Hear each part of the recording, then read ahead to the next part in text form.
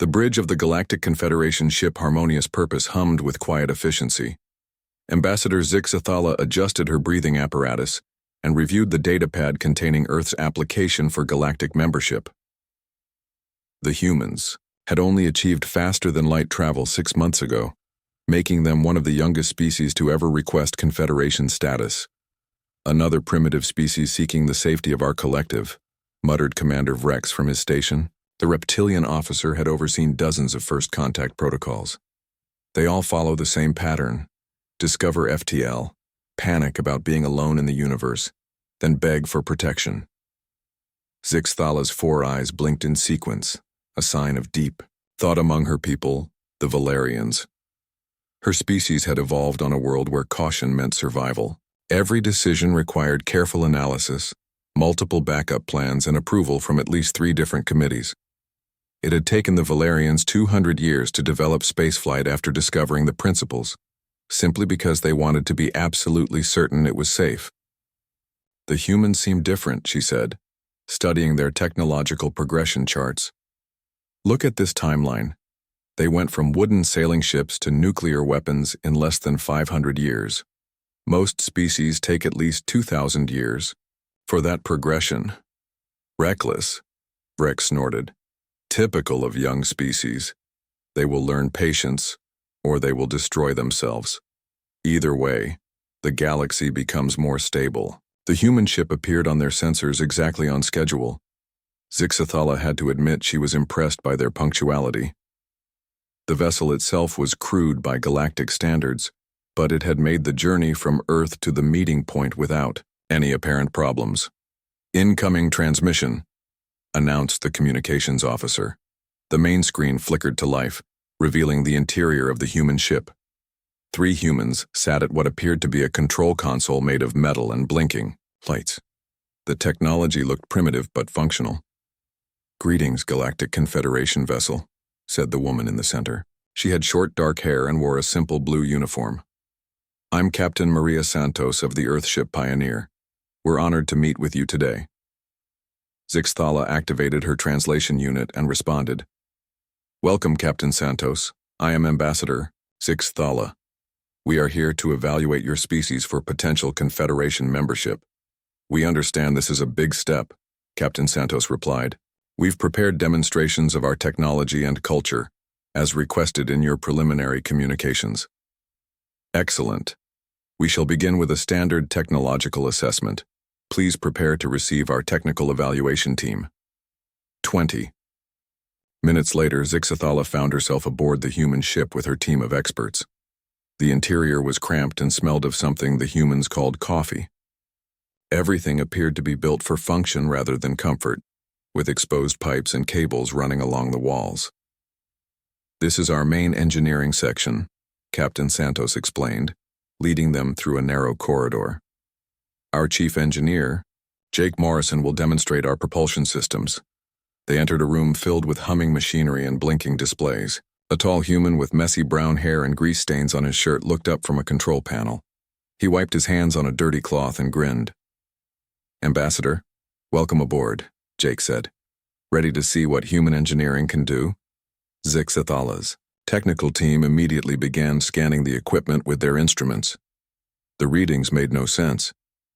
The humans had somehow created a functioning FTL drive using principles that shouldn't work together. "Your matter-antimatter containment system," said Dr. Quilks, the team's senior physicist.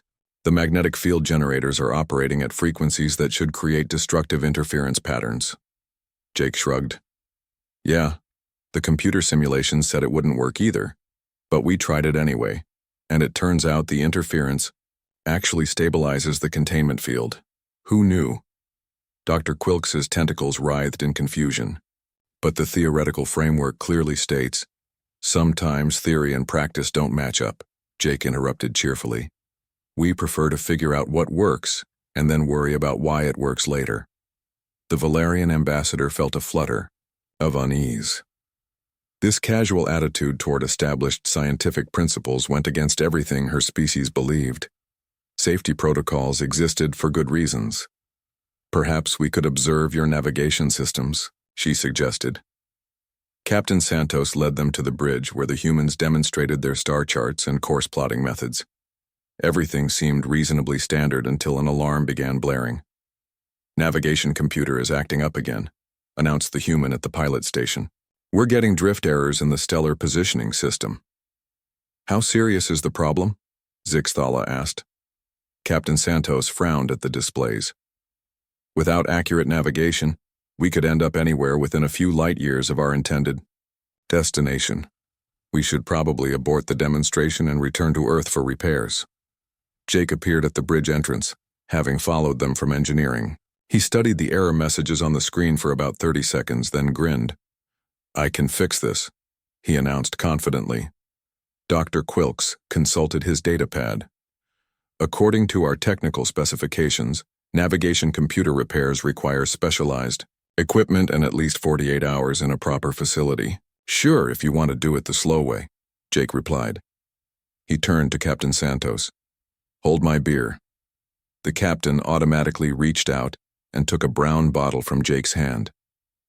Zixthala noticed that several other humans on the bridge suddenly stepped backward, as if Jake's words had been some kind of warning signal. Jake disappeared back into the ship's corridors. For the next 20 minutes, the sounds of banging, drilling, and what appeared to be welding echoed through the vessel. Occasionally, Jake's voice could be heard over the noise, saying things like, "That should fit," and "Come on, you stubborn piece of junk." "Should we be concerned?" Zixthala asked Captain Santos.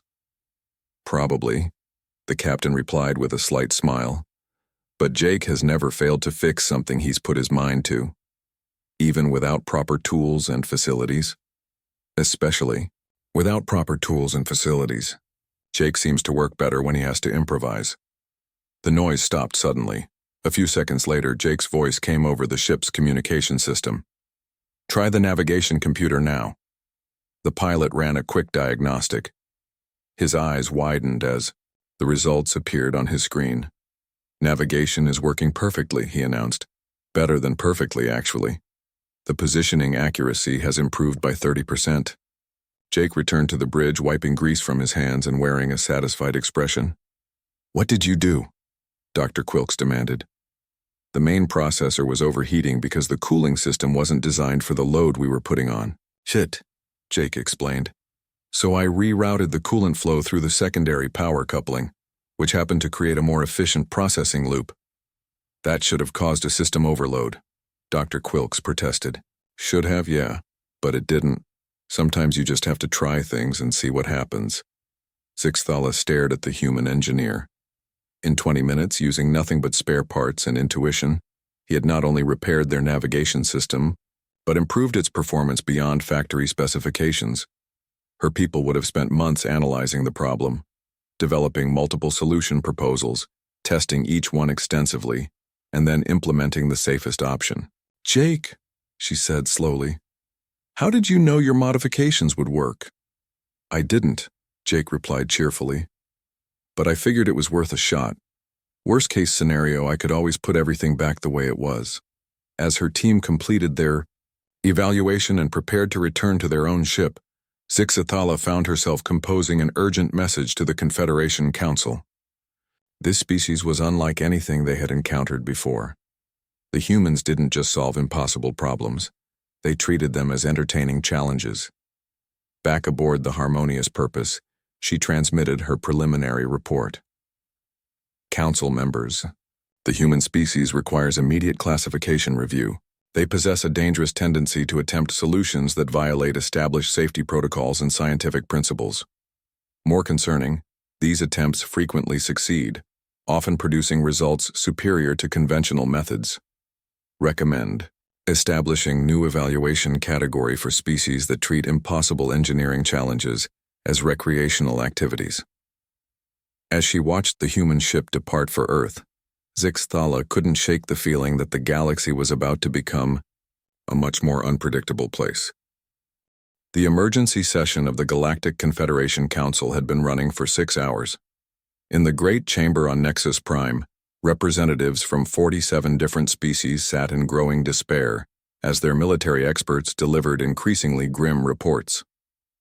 The Vorthon planet killer weapon will reach Serenus Prime in 12 standard cycles, announced General Krex, his usually steady voice showing strain.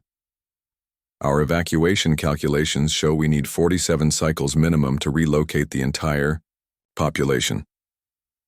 Ambassador Zixathala watched the display showing the massive Vorthon weapon moving steadily toward the peaceful world. Serenus Prime housed over 2 billion beings, mostly artists, philosophers, and scientists who had never known war. The planet had no defenses because it had never needed any. What about military intervention? Asked Counselor Threx of the warrior, Mandorian species.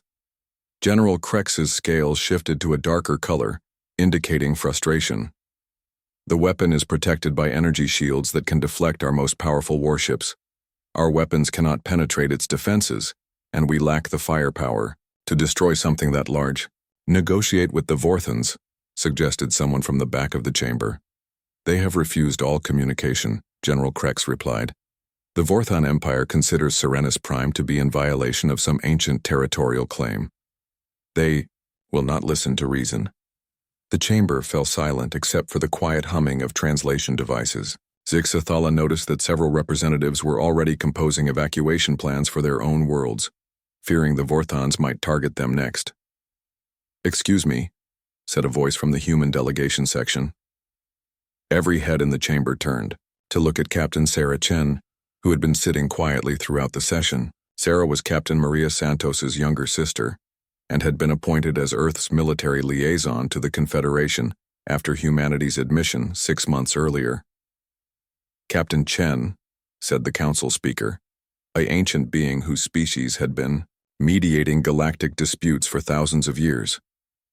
"Do you have a suggestion?" Sarah stood up and cracked her knuckles, a human gesture that had become familiar to many aliens during her brief time with the Confederation.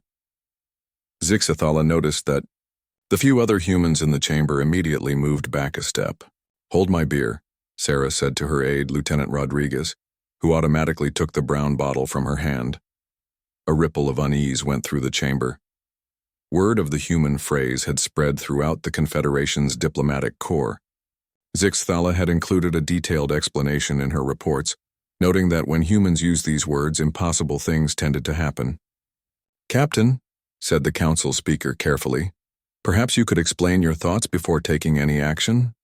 Sarah smiled, the same confident expression her species seemed to wear when facing insurmountable odds.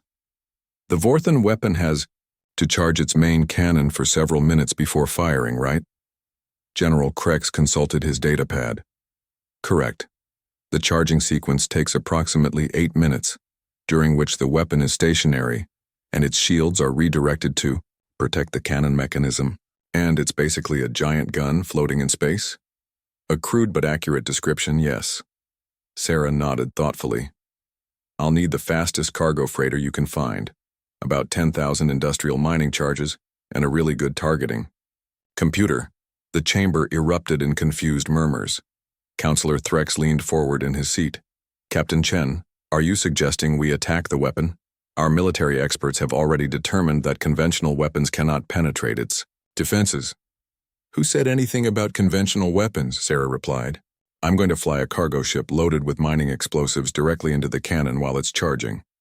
The murmurs turned into loud protests. Dr. Vax, the Confederation's chief military strategist, stood up. "Captain, such an action would be suicide. The energy levels during the charging sequence would destroy any approaching vessel long before it could reach the cannon." "Maybe," Sarah agreed, "but maybe not. The shields are designed to keep things out, not to stop something that's already inside the weapon's firing range when the charging starts." General Krex's scales shifted through several different colors as he ran calculations on his portable computer. "The timing would have to be perfect. You would need to position your ship inside the weapon's defensive perimeter during the brief moment between when it arrives at Serenus Prime and when it begins its firing sequence." "Sounds doable," Sarah said with a shrug. "Captain," Zixathala interjected, "even if you could reach the cannon, the explosion would certainly destroy your ship. You would not survive." Sarah grinned. "That's what escape pods are for." "The energy release from the weapon's cannon would overwhelm any escape pod's shields," Dr. Vax protested. "Probably. But I've got some ideas about that too. 3 hours later, Sarah sat in the pilot's seat of the cargo freighter Lucky Strike, which had been hastily loaded with enough mining charges to level a small moon. The ship's original crew had been replaced with a volunteer team of humans who had responded to Sarah's request for people crazy enough to fly into a planet-killer weapon. "Weapons are armed and ready," reported Sergeant Williams from the weapons station. "Escape pods are prepped and standing by," added Corporal Kim from the engineering console. Through the bridge windows, they could see the massive Vorthan weapon approaching Serenus Prime. The thing was enormous, easily the size of a small city, with the main cannon taking up nearly half its length. "Confederation fleet, this is Lucky Strike," Sarah announced over the radio. "We're beginning our approach run." "Captain Chen," came General Krex's voice, "you have 11 minutes before the weapon enters firing position. Are you certain about this plan?" Sarah watched the distance readings on her navigation display. "Certain is a strong word. Let's go with optimistic." The Lucky Strike accelerated toward the Vorthan weapon, staying in the sensor shadow of a nearby asteroid field to avoid detection. As they got closer, the weapon's true size became apparent. It dwarfed any ship Sarah had ever seen. "Energy buildup detected," announced Williams. "They're starting their charging sequence." "Right on schedule," Sarah muttered, adjusting their approach angle. "Kim, are you ready with those modifications to the escape pods?" "Aye, Captain. I've rerouted power from life support to the shield generators and added some extra ablative plating. It should give us a few more seconds of protection." "A few seconds? Might be all we need." The Lucky Strike slipped past the weapon's outer defenses just as the massive shields began redirecting their energy to protect the charging cannon. Sarah guided the ship directly into the cannon's barrel, which was wide enough to accommodate a dozen vessels their size. "This is either brilliant or insane," Williams commented as they flew deeper into the weapon. "Why not both?" Sarah replied. Alarms began blaring throughout the Vorthan weapon as its crew finally detected the intruder. But it was too late to stop the charging sequence without risking damage to their own systems. "Charges are in position," Williams reported. "Detonation in 30 seconds. "All hands to escape pods," Sarah ordered. "This is going to get interesting." They reached the pods just as the mining charges exploded. The series of detonations tore through the weapon's internal structure, but more importantly, they disrupted the carefully controlled energy buildup in the main cannon. Instead of a controlled discharge toward Serenus Prime, the weapon's own energy turned inward, creating a massive feedback loop. The explosion was visible from several star systems away. Sarah's escape pod tumbled through space, its shields barely holding against the energy wave. Through the small porthole, she watched as the explosion created something impossible. A temporary wormhole that opened directly above Serenus Prime. "Confederation fleet," she announced over her emergency radio. "You've got a wormhole opening near the planet. Might want to start evacuation procedures." "Captain Chen," came Zixthala's amazed voice. "How did you know the explosion would create a wormhole?" "I didn't," Sarah admitted as her pod's rescue beacon activated. "But I figured something interesting would happen when you blow up that much concentrated energy." Turns out I was right. Over the next few hours, the Confederation fleet managed to evacuate the entire population of Serenus Prime through the temporary wormhole, which remained stable for exactly the amount of time needed to complete the evacuation before closing, harmlessly. Later, as Sarah sat in the medical bay of a Confederation rescue ship with nothing worse than a few bruises, Zixthala approached her bed. "Captain Chen," the ambassador said, "your actions today saved 2 billion lives." Sarah shrugged. "Just doing my job." "Your job description does not include flying cargo ships into planet-killer weapons." "Maybe it should," Sarah replied with a grin. "It was kind of fun." Zixthala made a note to recommend updating the Confederation's crisis response protocols to include a new category: consult humans when situation appears hopeless. As word of the human captain's success spread throughout the galaxy, "Hold my" beer began appearing in military training manuals as an official tactical designation for high-risk, high-reward operations that conventional thinking deemed impossible. The galaxy was learning that when humans said those 3 words, the laws of physics had better be prepared to negotiate. The emergency alert reached every major scientific facility in the galaxy simultaneously. Dr. Elena Vasquez was in her laboratory on Research Station Alpha when the quantum cascade detection alarms began screaming across every monitoring system in known space. Elena looked up from the coffee machine she had been trying to repair using spare parts from a broken sensor array. The machine had been making terrible coffee for weeks, and she had decided that fixing it was more important than writing her report on subspace field fluctuations. "What's all the noise about?" she asked her research assistant, Dr. Penny Watson, who was frantically checking multiple computer screens. "Elena, you need to see this," Penny said, her voice tight with concern. "Remember Captain Chen's explosion of the Vorthan weapon 3 days ago? Hard to forget. Saved 2 billion people and created a temporary wormhole. Pretty impressive for something that was supposed to be impossible. Well, it turns out there were some unexpected side effects." Elena walked over to the main display screen, still holding a piece of the coffee machine. The readings made her stop in her tracks. "Is that a quantum cascade?" she asked. "A big one. The explosion destabilized the quantum foam in 3 star systems. Reality itself is starting to unravel in a sphere that's expanding at roughly the speed of light." Elena studied the data more carefully. The cascade was unlike anything in the scientific literature. When the Vorthan weapon exploded, it had apparently torn a hole in the underlying structure of spacetime. Now quantum uncertainty was spreading outward like a cosmic infection, turning solid matter into probability clouds and making the laws of physics optional. "How long before it reaches inhabited systems?" Elena asked. "At current expansion rate, about 6 hours until it hits the Kepler research stations, 12 hours until it reaches Earth." Elena's coffee machine piece clattered to the floor. 6 hours? What are the Confederation's top scientists saying about stopping it? Penny pulled up another screen showing a live feed from the Emergency Scientific Council meeting on Nexus Prime. Elena recognized most of the participants as the galaxy's leading experts on quantum mechanics and space-time theory. "The conclusion is unanimous," Penny reported. "The cascade cannot be stopped from outside. The only way to halt the expansion is to go inside the affected area and manually recalibrate the quantum field generators that the cascade is feeding on." That doesn't sound too difficult. "Elena, look at the survival projections." A new set of numbers appeared on the screen. Elena whistled softly as she read them. 0.2 seconds? That's how long any known species can survive inside raw quantum flux? At best. The Vorthans designed their weapon to create quantum instability as a side effect, to prevent anyone from approaching it during the charging sequence.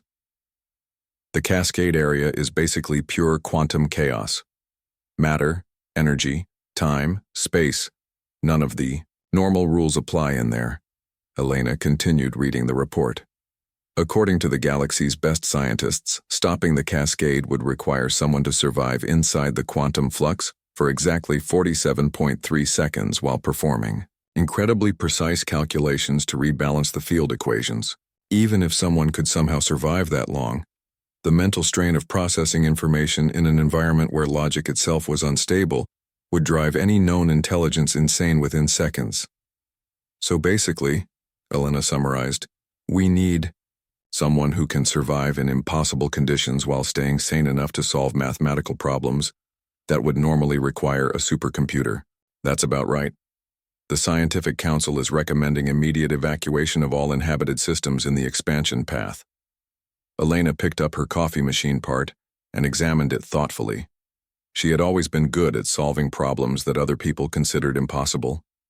Her colleagues often joked that she thought too differently to be a proper scientist, but those same colleagues usually came to her when their conventional approaches failed. Penny, how much quantum flux exposure can a standard escape pod handle?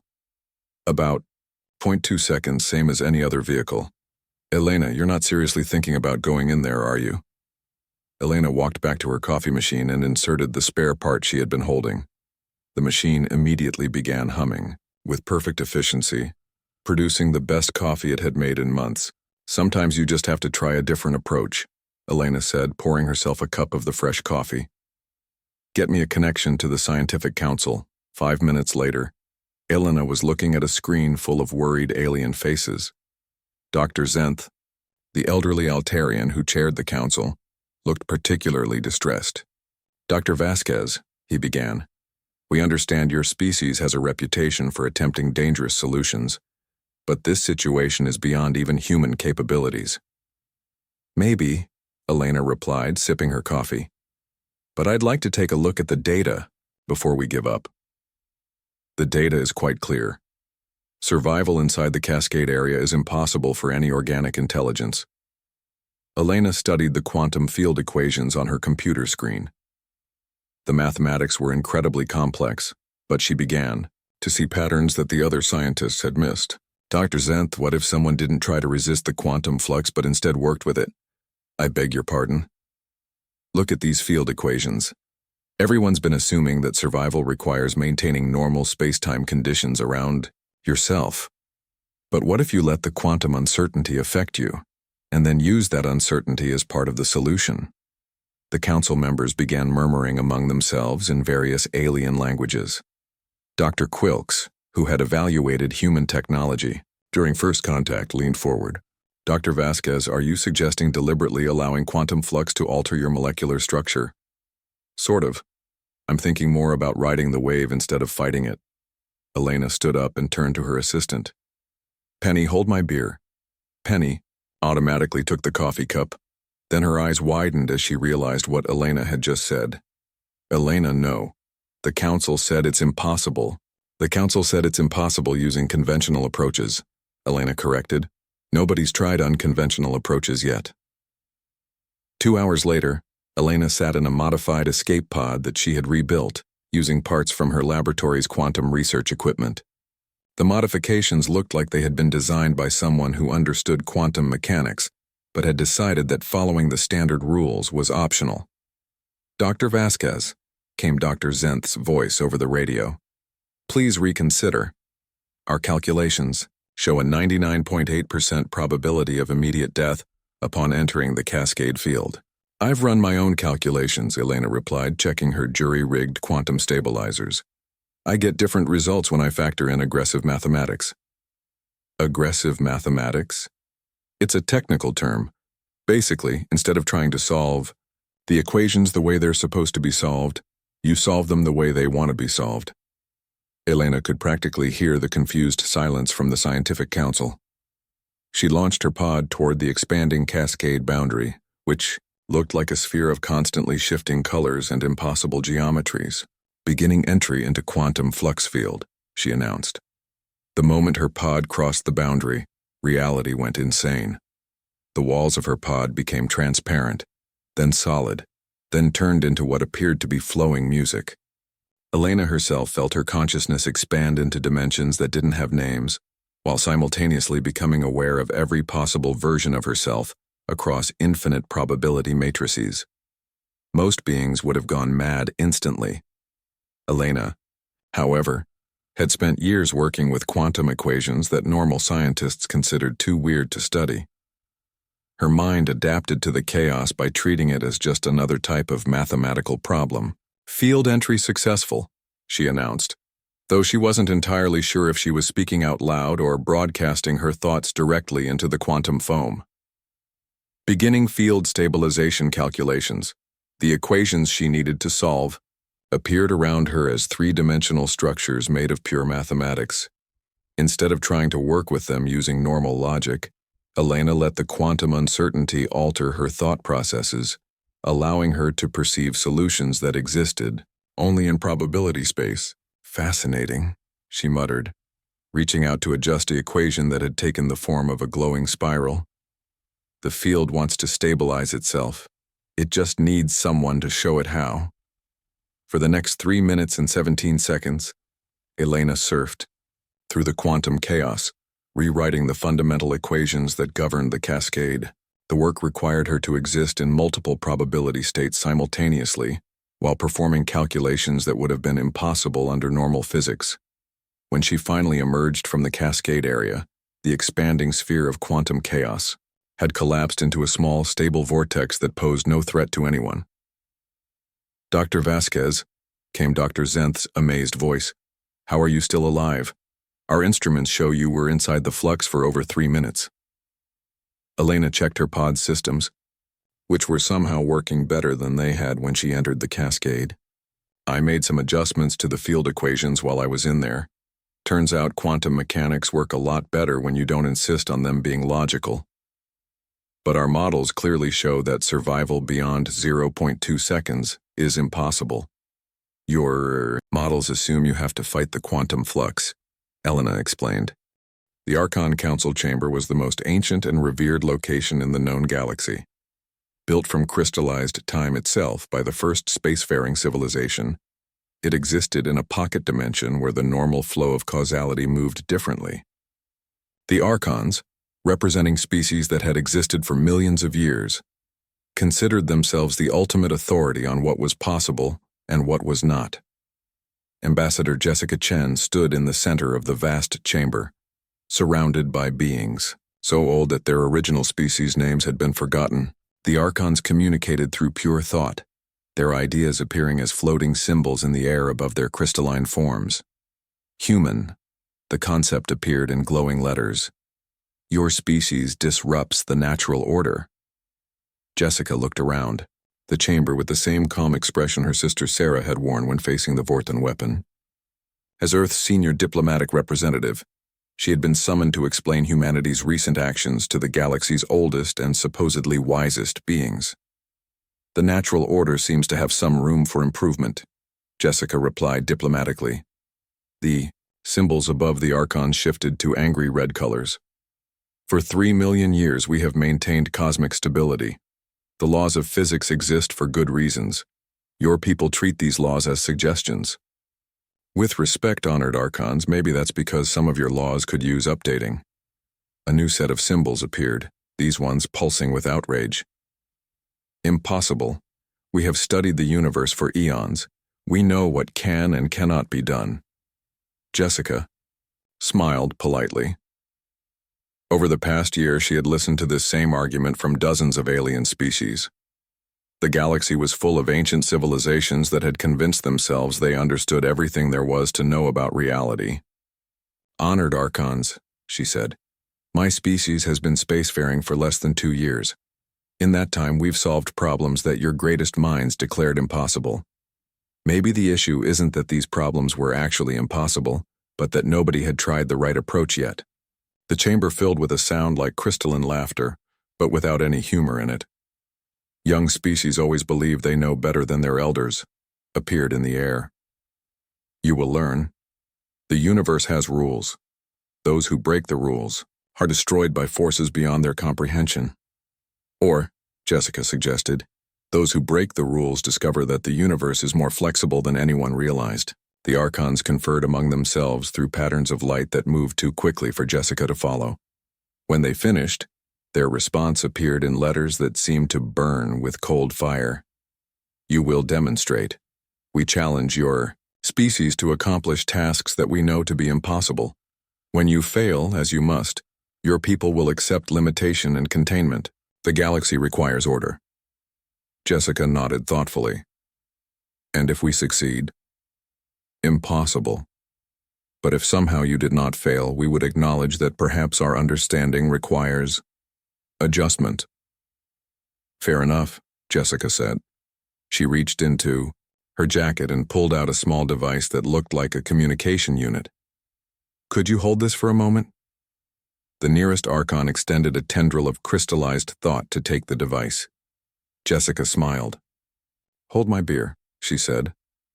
Every human in the diplomatic section of the galaxy had heard those words by now. Within hours, the challenge had been accepted and broadcast across the known universe. The contest between humanity and the Archons became the most watched event in galactic history. The first challenge appeared in space above the Archon homeworld. Solve the infinite library paradox. The paradox was simple to state but impossible to resolve. Create a library that contains every possible book, including all the books that describe how the library cannot exist. This paradox has stumped philosophers for millions of years, the Archons announced to the assembled crowd of aliens who had come to watch. No logical solution exists. A young human named Marcus Webb stepped forward. Marcus was 17 years old and spent most of his time skateboarding around Earth's cities instead of attending traditional schools. He had volunteered for the challenge because, in his words, it sounded cool. "So you want a library with every possible book?" Marcus asked, pulling out what appeared to be a handheld computer. "Correct? Including books that prove the library cannot exist." Marcus shrugged and began typing on his device. "Easy. You don't build the library in normal space. You build it in probability space, where contradictory things can coexist without problems." He held up his device, which now displayed a three-dimensional model of something that hurt to look at directly. "Here's your library. It exists in a quantum superposition where it both contains and doesn't contain every possible book simultaneously. The books that prove it can't exist are filed right next to the books that prove it must exist. Problem solved." The Archon's crystalline forms flickered with confusion. "But that violates the principle of non-contradiction." "Only if you insist on using classical logic," Marcus replied. "Quantum logic is way more flexible." The second challenge was the temporal paradox engine. Create a machine that could change its own past without creating a causal loop. Engineer Jake Morrison, who had become something of a celebrity after his first contact repairs, examined the specifications for exactly 4 minutes before building a device out of spare parts and what appeared to be a microwave oven. "The trick," Jake explained to the confused Archons, "is that you don't actually change the past. You convince the universe that the past was always different than everyone remembers." The machine activated with a sound like cosmic hiccups. Suddenly, everyone's memory adjusted to include the fact that the machine had always existed, even though they could clearly remember it being built moments earlier. "That's not how causality works," protested one of the Archons. "It is now," Jake replied cheerfully. The third challenge was solving the universal translation problem. Create a communication method that could convey any concept from any intelligence to any other intelligence, regardless of their fundamental differences in perception and thought. Dr. Elena Vasquez, fresh from her quantum cascade adventure, spent about 20 seconds looking at the problem before writing a simple equation on a piece of paper. "Here's your universal translator," she announced. "It works by temporarily syncing the quantum consciousness fields of the communicating parties." "Quantum consciousness fields don't exist," the Archons protested. "They do now," Elena replied, activating her equation. Suddenly, every being in the chamber could understand not just the words, but the complete emotional and conceptual content of everything being communicated. The challenges continued for 3 days. Every impossible task the Archons presented was solved by humans using methods that shouldn't work, but somehow did. The galaxy watched in amazement as problems that had stumped the greatest minds for millions of years were casually resolved by a species that had barely learned to leave their home planet. On the final day, the Archons presented their ultimate challenge, the Cosmic Consciousness Test. They demanded that humanity demonstrate true understanding of the universe by answering the question that had puzzled philosophers since the beginning of time. What is the meaning of existence? The humans huddled together for about 10 minutes, whispering among themselves. Then Jessica stepped forward. "We've discussed it," she announced, "and we think you're asking the wrong question." "Explain," the Archons commanded. "You're asking what existence means, as if meaning is something that exists independently and has to be discovered. But meaning isn't something you find, it's something you create." The crystalline beings flickered with what might have been confusion. "The universe doesn't have an inherent meaning," Jessica continued. "But that's not a problem to be solved, it's an opportunity to be embraced. Every intelligent being gets to decide what their existence means to them. That's not a philosophical puzzle. It's the greatest freedom in the universe." The Archons fell silent for nearly an hour. When they finally responded, their message appeared, in letters that seemed somehow smaller and less certain than before. "We had not considered that perspective." "That's okay," Jessica replied kindly. "You've been thinking about it for millions of years. Sometimes you need fresh eyes to see new possibilities." As the contest concluded and the various alien spectators began departing, the eldest of the Archons approached Jessica. "Human ambassador," it communicated, We have underestimated your species. Perhaps there is more to learn about the universe than we had believed. There's always more to learn, Jessica agreed. That's what makes existence interesting. Word of humanity's victory over the Archons spread throughout the galaxy, faster than light-speed communication could carry it. The species that had set themselves up as the ultimate authority on what was possible had been proven wrong by creatures who had been using tools for less time than some individual Archons had been alive. More importantly, the humans had accomplished their victories not through superior technology or ancient wisdom, but through simple willingness to try new approaches when conventional methods failed. Hold my beer became more than just a human phrase. It became a galactic symbol for the moment when someone decided that impossible was just another word for nobody's tried hard enough yet. The Archons, to their credit, kept their word. They officially acknowledged reality was breaking down, and this time it wasn't humanity's fault. Dr. Elena Vasquez stood in the observation deck of Research Station Alpha, watching through the reinforced windows as space itself seemed to glitch like a broken computer program. Stars flickered in and out of existence. Planets shifted between different versions of themselves, and the laws of physics appeared to be having an argument about which ones were actually in charge. "How bad is it?" asked Captain Sarah Chen, who had arrived an hour earlier with a small fleet of Confederation ships. Elena consulted her instruments, which were giving readings that shouldn't be possible. "Reality is experiencing what I can only describe as a cosmic blue screen of death. Something is fundamentally wrong with the underlying code that makes the universe work." "Can we fix it?" Sarah asked.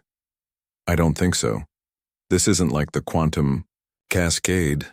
This is bigger, much bigger." Engineer Jake Morrison looked up from where he was trying to repair a coffee machine that had somehow become stuck in a temporal loop, repeatedly making the same cup of coffee over and over again. "What's causing it?" he asked. Elena displayed her data on the main screen. The readings showed patterns of disruption that seemed to originate from everywhere and nowhere simultaneously. "According to my analysis, this appears to be the result of an ancient cosmic experiment that's finally failing after running for billions of years. Some incredibly advanced civilization tried to create a stable universe by encoding physical laws into the fabric of space-time itself. The code is finally wearing out." Ambassador Jessica Chen, who had been conferring with representatives from dozens of alien species, joined their group near the windows. "The Galactic Emergency Council is in complete panic," she reported. "Every major civilization's best scientists are saying the same thing. This can't be fixed. Reality itself is collapsing, and there's nothing anyone can do about it." "What's their plan?" Sarah asked. "Evacuation to parallel dimensions if they can figure out how to access them. But even that probably won't work. If the cosmic code fails completely, it might take all of reality with it, including other dimensions." The group fell silent as they watched a nearby moon briefly turn into what appeared to be a giant flower before snapping back to its normal rocky state. "You know," said 17-year-old Marcus Webb, who had somehow gotten himself assigned to the research station despite not officially being old enough for space duty. "This kind of reminds me of a video game I played once." "How so?" Elena asked. "The game had this really old operating system that was starting to crash all the time. Instead of trying to fix all the bugs, my friend just installed a completely new operating system that was designed to work better." The adults looked at the teenager with varying expressions of confusion.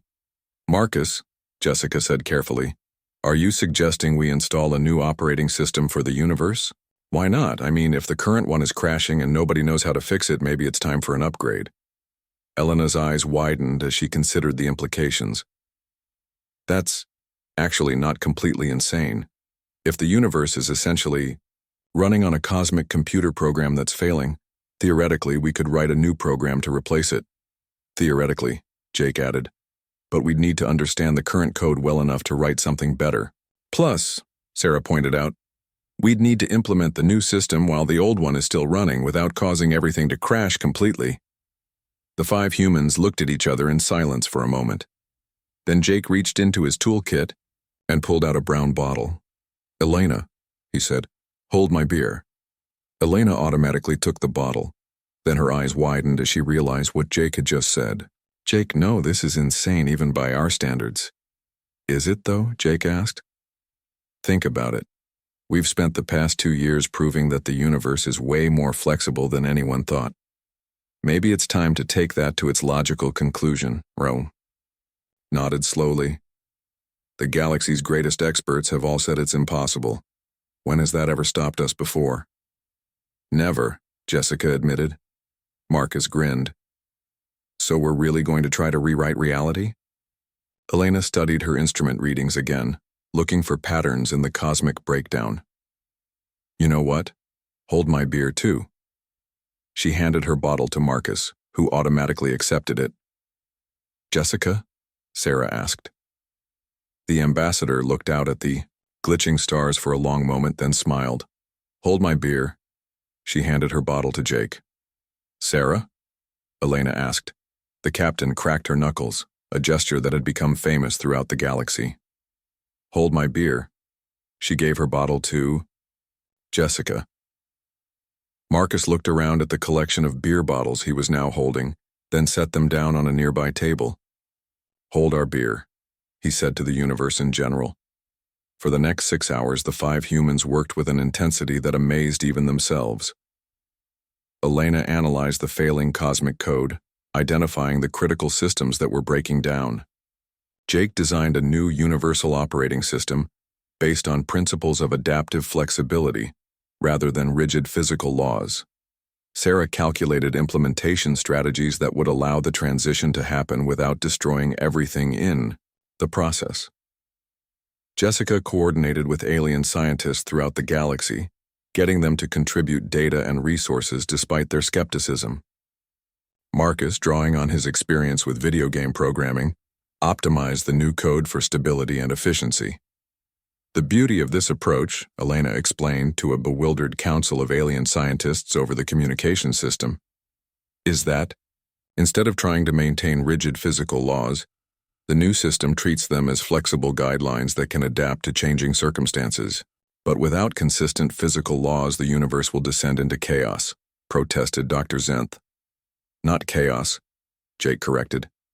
Creativity. The new system will automatically adjust the laws of physics as needed to maintain stability while allowing for maximum possibility. That's impossible, came voices from dozens of different species. So was fixing a navigation computer with spare parts, Sarah pointed out. So was flying into a planet-killer weapon and surviving. So was dancing with quantum chaos and rewriting the equations of space-time. We've spent 2 years proving that impossible just means nobody's tried the right approach yet. The implementation began at exactly noon, Galactic Standard Time. Instead of trying to replace the entire cosmic operating system at once, the humans had designed their new code to gradually integrate with the existing system, slowly taking over critical functions as the old code failed. The process was visible throughout the galaxy. Instead of the random glitching that had been terrorizing everyone, reality began to smooth out into something that looked familiar but felt somehow more flexible. Stars stopped flickering and resumed burning steadily, but now they burned with a subtle awareness of their own existence. Planets continued orbiting their suns, but the orbits became more elegant, as if the celestial bodies were dancing rather than simply following mechanical laws. Status report, Jessica called out. Cosmic operating system integration at 60%, Elena announced. All major functions are stable and improving. Physics engine is running smoothly, Jake added. Reality is maintaining consistency while allowing for enhanced flexibility. Implementation is proceeding ahead of schedule, Sarah reported. No major errors detected. User interface is responding well, Marcus said, typing rapidly on his computer. The universe seems to like the new code better than the old stuff. As the integration reached completion, something extraordinary happened. The universe didn't just stabilize, it began to improve. Faster-than-light travel became easier and more efficient. Quantum mechanics became more intuitive. Even basic chemistry worked better, as if all the natural processes had been fine-tuned for optimal performance. How is this possible? Dr. Zenth asked over the communication system. The new system is performing better than the original cosmic code. That's because the original code was written by someone who was trying to create a stable, predictable universe, Elena explained. Our code was written by people who wanted to create a universe where impossible things could happen when they needed to. But surely there must be some cost, some trade-off, insisted another alien scientist. Marcus grinned at the communication screen. Actually, the new system is more efficient than the old one. It turns out the universe runs better when it's allowed to be creative. As news of the successful universal upgrade spread throughout the galaxy, something remarkable happened. Species that had been convinced their understanding of reality was complete suddenly found themselves discovering new possibilities they had never imagined. Technology advanced decades in a matter of days. Scientific breakthroughs became commonplace. Artists created works that transcended their previous limitations. The entire galaxy is experiencing a renaissance, Jessica reported to Earth several weeks later. Civilizations that had been stagnant for thousands of years are suddenly making discoveries and innovations at an unprecedented rate. And it's all because we gave the universe permission to be more flexible, asked the president of Earth over the communication link. That's about right, Sarah confirmed. Turns out reality was just waiting for someone to tell it that the rules were more like guidelines. Jake looked up from the coffee machine, which was now producing